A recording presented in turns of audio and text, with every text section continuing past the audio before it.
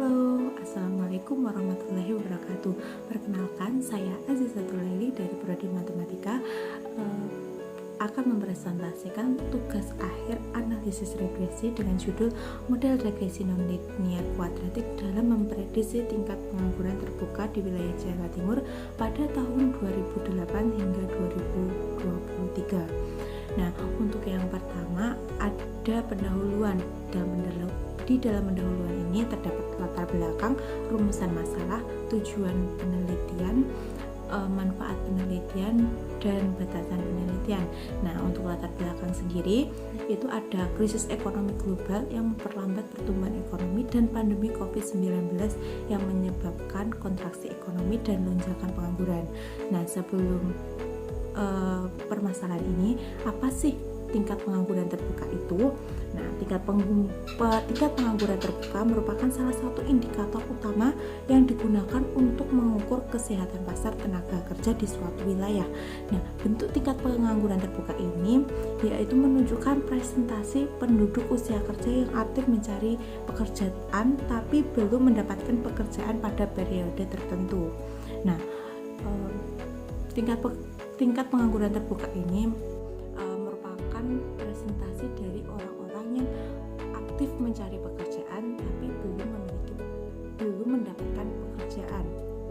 Nah, untuk masalah tingkat pengangguran terbuka ini ada yang pertama, pada tahun 2008 sampai 2009 itu terjadi krisis ekonomi global yang memberikan tekanan besar terhadap pasar tenaga kerja di seluruh dunia termasuk di Indonesia. Untuk yang kedua ada pada tahun 2020 terjadi pandemi COVID-19 yang menyebabkan kontraksi ekonomi besar-besaran serta lonjakan angka pengangguran yang sangat tinggi. Untuk upaya yang dilakukan pemerintahan untuk mengatasi tingkat pengangguran terbuka ini ada dengan mengadakan pelatihan vokasi dan membukakan penyediaan intensif bagi investor untuk membuka lapangan kerja yang baru serta penguatan sektor untuk UMKM. Nah, dengan adanya latar belakang tersebut, penulis dapat berinisiatif untuk melakukan penelitian dengan menggunakan regresi nonlinear kuadratik untuk memprediksikan tingkat pengangguran terbuka pada tahun 2008 hingga 2023. Untuk selanjutnya ada rumusan masalah. Nah, dalam rumusan masalah penelitian ini didasarkan pada latar belakang yaitu bagaimana model regresi nonlinear kuadratik dalam memprediksi tingkat pengangguran terbuka di Jawa Timur, yang mana tujuannya yaitu untuk memprediksi tingkat pengangguran terbuka di Jawa Timur dengan menggunakan model regresi nonlinear kuadratik. Untuk selanjutnya ada taat penelitian. Nah, manfaat penelitian itu ada 3, yaitu bagi pembaca, penulis, dan instansi. Untuk pembaca itu diharapkan dapat menambahkan informasi dan wawasan tentang model regresi nonlinear dalam memprediksi tingkat pengangguran terbuka. Nah, sebagai penulis itu diharapkan sebagai bahan acuan dan referensi bagi peneliti selanjutnya yang berguna untuk mengembangkan penelitian selanjutnya agar lebih sempurna lagi. Jadi dengan adanya laporan ini, penelitian ini, untuk peneliti selanjutnya itu dapat mengembangkan lebih baik lagi gitu. Untuk instansi, manfaat bagi instansi itu dapat diharapkan untuk memberikan masukan bagi instansi yang terkait untuk merumuskan kebijakan yang bermanfaat bagi peningkatan kesejahteraan mahasiswa. Untuk batasan masalahnya itu yaitu data yang digunakan yaitu tingkat pengangguran terbuka pada tahun 2008 hingga 2023. Metode yang digunakan yaitu regresi nonlinear berganda kuadratik. Untuk hasil penelitiannya yaitu untuk memprediksi tingkat pengangguran terbuka di Jawa Timur. Selanjutnya ada tinjauan pustaka. Nah, tinjauan pustaka di sini ada yang pertama ada tingkat pengangguran terbuka. Seperti halnya tadi, apa sih tingkat pengangguran terbuka? tingkat pengangguran terbuka merupakan keadaan di mana orang sama sekali tidak bekerja dan berusaha mencari pekerjaan. Sedangkan tingkat pengangguran yaitu perbandingan antara jumlah pengangguran atau pencari pekerjaan dengan jumlah angkatan kerja dalam kurun waktu tertentu yang disebutkan dalam bentuk presentasi. Jadi tingkat pengangguran terbuka itu dalam bentuk presentase. Untuk selanjutnya ada regresi nonlinier. Regresi nonlinier itu merupakan metode analisis regresi dengan tujuan memperoleh model regresi nonlinier untuk mendapatkan hubungan antara variabel dependen dengan variabel independen. Gitu. Untuk selanjutnya ada regresi nonlinier kuadratik. Regresi nonlinier kuadratik itu merupakan suatu teknik statistika untuk membuat persamaan yang menjelaskan hubungan antara variabel bebas dan variabel tak bebas, di mana persamaan yang dihasilkan berupa persamaan kuadratik. Nah, untuk bentuk persamaannya itu yaitu seperti Y sama dengan beta 0 ditambah beta 1x ditambah beta 2x ditambah beta 3x1 kuadrat ditambah beta 4x2 kuadrat ditambah beta 5x1 dikali x2. Untuk metode penelitian sendiri itu ada jenis dan sumber data. Nah, data yang digunakan dalam penelitian ini yaitu data sekunder yang diperoleh dari Badan Pusat Statistik Jawa Timur melalui web yang merupakan hasil pendataan dari tahun 2008 hingga 2023. Data tersebut berupa data tingkat pengangguran terbuka, jumlah penduduk miskin, dan angka partisipasi angkatan kerja. Untuk jenis penelitian yang digunakan ialah penelitian terapan dengan menggunakan data kuantitatif. Untuk teknik analisis data yaitu ada pemungutan data, analisis data, dan pembentukan model regresi kuadratik.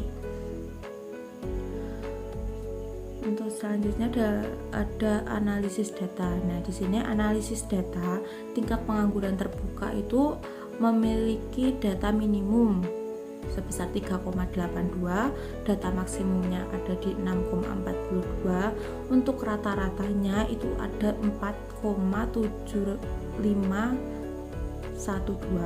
untuk standar deviasinya itu di 0,80298. Nah, untuk jumlah penduduk miskin itu minimumnya di 66,14 dan maksimumnya 72,56, untuk rata-ratanya ada di 69,2, untuk standar deviasinya ada di 1,5855. Nah, untuk APAK itu ada minimumnya di 39,82, maksimumnya 66,51, dan rata-ratanya ada di 48,6825, dan yang terakhir ada standar deviasinya yaitu 7,1853. Nah, untuk rata-rata nilai jumlah penduduk miskin lebih tinggi dibandingkan dengan tingkat pengangguran terbuka dan angka partisipasi angkatan kerja. Sedangkan angka partisipasi angkatan kerja memiliki variasi data yang paling besar. Untuk selanjutnya ada uji T parsial. Nah, di sini kan sudah disediakan tabel. Itu tabel hasil dari SPSS. Itu dapat dijelaskan yaitu sampel penelitian ini sebanyak 16 data dengan tingkat signifikan alfa yaitu 5% atau 0,05.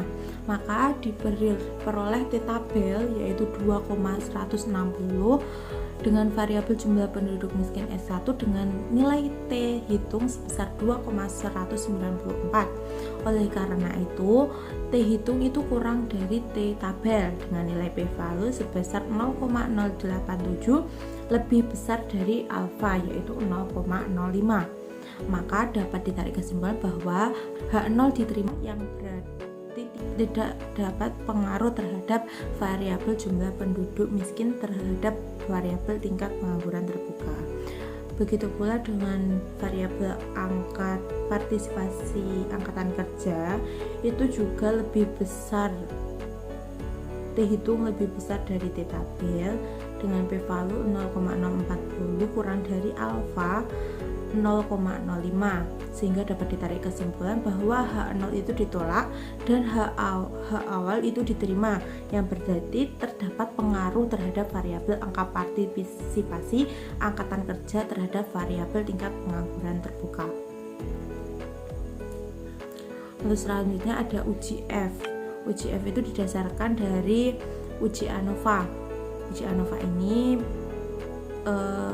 dapat dijelaskan dari tabel ANOVA ini dapat dijelaskan bahwa nilai p-value sebesar 0,046 dengan F hitung sebesar 3,936 dan F tabel sebesar 3,806, sehingga nilai p-value diperoleh 0,046 itu kurang dari alfa alfa 0,05 dan F hitung itu lebih besar dari F tabel. Maka dapat ditarik kesimpulan bahwa kita dapat menolak H0 yang mana berarti terdapat pengaruh antara kedua variabel terhadap tingkat pengangguran terbuka. Selanjutnya ada koefisien determinasi. Nah, di situ setelah disediakan tabel dari SPSS. Nah, berdasarkan gambar tersebut dapat disimpulkan bahwa nilai dari koefisien determinasinya diperoleh sebesar 0,377, sehingga diperoleh pengaruh jumlah penduduk miskin dan angka partisipasi angkatan kerja terhadap variabel Y adalah sebesar 37,7%, yang mana 62,3%-nya dipengaruhi oleh variabel lainnya. Untuk bentuk regresi kuadratiknya itu ada Y sama dengan 47,9871, yang mana angka tersebut merupakan nilai konstanta ketika X1 itu sama dengan 0 dan X2 nya itu sama dengan 0.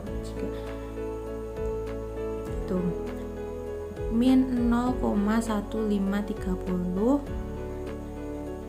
min 13347 sebagai X2, yang mana X1 nya itu sebagai peningkatan sebesar 1 unit pada X1 akan mengurangi Y sebesar 0,153 dengan asumsi variabel lainnya tetap konstan. Untuk setiap peningkatan sebesar 1 unit pada X2 akan mengurangi Y sebesar 1,3347 dengan asumsi variabel lainnya tetap konstan. Untuk koefisien kuadratiknya ada di 0,0033 dan 0,0116. Untuk X1 kuadrat itu menggambarkan hubungan kuadratik dari X1 terhadap Y. Koefisien positifnya menunjukkan bahwa peningkatan nilai kuadrat X1 cenderung meningkat nilai Y. Untuk X2 kuadrat, hubungan kuadratik antara X2 dan Y koefisiennya positif, juga menunjukkan bahwa peningkatan nilai kuadrat X2 akan meningkatkan nilai Y. Untuk yang terakhir ada interaksi, yaitu interaksi dari X1 dan X2. Itu menunjukkan bahwa pengaruh kombinasi X1 dan X2 terhadap Y, yaitu koefisien negatif, menunjukkan bahwa X1 dan X2 keduanya meningkat, maka efek gabungan angka sedikit menurunkan Y. Itu. Untuk terakhir yaitu penutup, kesimpulannya yaitu tingkat pendidikan terbuka merupakan indikator utama kesehatan pasar tenaga kerja yang mencerminkan berbagai masalah sosial dan ekonomi di Jawa Timur. Tingkat pengangguran terbuka menunjukkan fluktuasi signifikan selama 2008 sampai 2023, dipengaruhi oleh faktor seperti pertumbuhan ekonomi, tingkat pendidikan, dan pandemi COVID-19. Data yang digunakan yaitu tingkat pengangguran terbuka, jumlah penduduk miskin, dan angka partisipasi angkatan kerja, yang memberikan hasil yang menunjukkan bahwa model ini efektif menggambarkan pola fluktuatif tingkat pengangguran terbuka dengan PAK memiliki pengaruh yang signifikan secara parsial, sementara JPM tidak mempengaruhi secara signifikan. Secara simultan kedua variabel menunjukkan pengaruh signifikan Untuk koefisien determinasinya sebesar 37,7% menunjukkan kemampuan model dalam menjelaskan variasi TPT. Penelitian ini diharapkan menjadi referensi bagi kebijakan ketenagakerjaan di Jawa Timur. Nah, untuk sarannya yaitu penelitian diharapkan dapat dijadikan acuan dan dilanjutkan ke peneliti selanjutnya yang lebih detail, jelas, dan terstruktur dengan mengharapkan suatu kebaikan di dalamnya akan lebih baik ke depannya. Sekian presentasi dari saya. Apabila ada kurang lebihnya saya mohon maaf. Billahi taufiq wal hidayah. Wassalamualaikum warahmatullahi wabarakatuh.